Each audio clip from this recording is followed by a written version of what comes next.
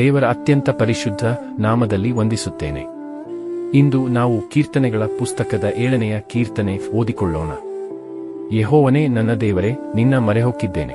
ಹಿಂದಟ್ಟುವವರೆಲ್ಲರಿಂದ ತಪ್ಪಿಸಿ ನನ್ನನ್ನು ಕಾಪಾಡು.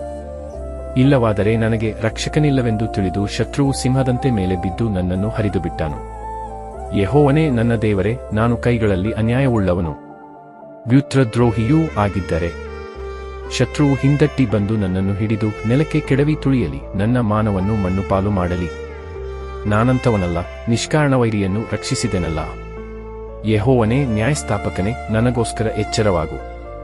ಮಹಾಕೋಪದಿಂದ ಎದ್ದು ಬಂದು ನನ್ನ ವಿರೋಧಿಗಳ ಕ್ರೋಧವನ್ನು ಭಂಗಪಡಿಸು. ಎಲ್ಲಾ ಜನಾಂಗಗಳು ನಿನ್ನ ಸುತ್ತಲೂ ಸಭೆಯಾಗಿ ಕೂಡಿರುವಲ್ಲಿ ನೀನು ಪುನಃ ಆರೋಹಣ ಮಾಡು. ಯೆಹೋವನು ಎಲ್ಲಾ ಜನಾಂಗಗಳಿಗೂ ನ್ಯಾಯ ತೀರಿಸುವವನಾಗಿದ್ದಾನೆ. ಯೆಹೋವನೇ, ನಿರಪರಾಧಿಯೂ ನೀತಿವಂತನೂ ಆಗಿರುವ ನನಗೋಸ್ಕರ ನ್ಯಾಯ ತೀರಿಸು. ಮನುಷ್ಯರ ಹೃದಯವನ್ನು ಅಂತರಿಂದ್ರಿಯವನ್ನು ಪರಿಶೋಧಿಸುವ ನೀತಿಸ್ವರೂಪನಾದ ದೇವರೇ, ದುಷ್ಟರ ಕೆಟ್ಟತನವೂ ಇಲ್ಲದೆ ಹೋಗುವಂತೆ ಮಾಡು, ನೀತಿವಂತರನ್ನು ದೃಢಪಡಿಸು. ನನ್ನನ್ನು ರಕ್ಷಿಸುವ ಗುರಾಣಿಯೂ ದೇವರೇ, ಆತನು ಯಥಾರ್ಥರನ್ನೂ ಕಾಪಾಡುತ್ತಾನೆ. ದೇವರು ನ್ಯಾಯಕ್ಕೆ ಸರಿಯಾಗಿ ತೀರ್ಪು ಕೊಡುವವನು, ಯಾವಾಗಲೂ ದುಷ್ಟರ ವಿಷಯದಲ್ಲಿ ಕೋಪವುಳ್ಳವನು.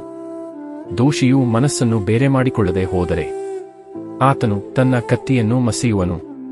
ತನ್ನ ಬಿಲ್ಲನ್ನು ಬೊಗ್ಗಿಸಿ ಸಿದ್ಧಮಾಡಿದ್ದಾನೆ. ಆತನು ಅದಕ್ಕೆ ಮರಣಕರವಾದ ಅಗ್ನಿ ಬಾಣಗಳನ್ನು ಹೂಡಿ ಅವನ ಮೇಲೆ ಪ್ರಯೋಗಿಸುವುದಕ್ಕೆ ಗುರಿಯಿಟ್ಟು ನಿಂತಿದ್ದಾನೆ. ನನ್ನ ಶತ್ರುವು ಕೆಡುಕನ್ನು ಹೆರಬೇಕೆಂದು ಪ್ರಸವ ವೇದನೆಯಲ್ಲಿದ್ದಾನೆ. ಅವನು ಹಾನಿಯನ್ನು ಹಡೆಯುವೆನೆಂದು ನೆನೆಸಿಕೊಂಡರೂ ಶೂನ್ಯವನ್ನೇ ಹೆತ್ತನು. ನೋಡಿರಿ, ಅವನು ಅಗೆದು ಅಗೆದು ಗುಂಡಿಯನ್ನು ತೋಡಿ ಅದರೊಳಗೆ ತಾನೇ ಬಿದ್ದು ಹೋದನಲ್ಲ.